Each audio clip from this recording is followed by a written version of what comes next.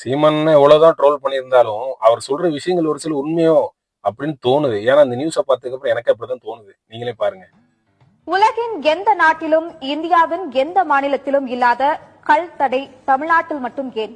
விவசாயிகளின் சந்தேகங்கள் இணையத்தில் வைரலாகி வருகின்றன.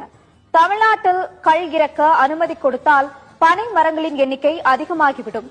பனை மரங்கள் அதிகமானால் நிலத்தடி நீர்மட்டம் உயர்வது மட்டுமின்றி கருப்பட்டி உற்பத்தி அதிகமாகிவிடும்.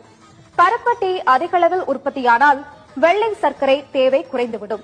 வெள்ளை சர்க்கரையின் தேவை குறைந்துவிட்டால் மக்களுக்கு சுகர் குறைந்துவிடும். மக்களுக்கு சுகர் குறைந்துவிட்டால் மருத்துவமனைக்கு செல்வது குறைந்துவிடும்.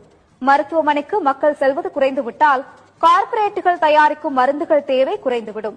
மருந்துகள் தேவை குறைந்துவிட்டால் மக்கள் நோய்களிலிருந்து விடுபட்டு மகிழ்ச்சியாகி விடுவார்கள். மக்கள் மகிழ்ச்சியானால் மருத்துவமனை தேவைகள் குறைந்துவிடும். மதுவை மறந்து விடுவார்கள். மதுவை மறந்து உடல் உறுப்புகள் சீராக இயங்கினால் மக்கள் சிந்திக்க தொடங்குவார்கள்.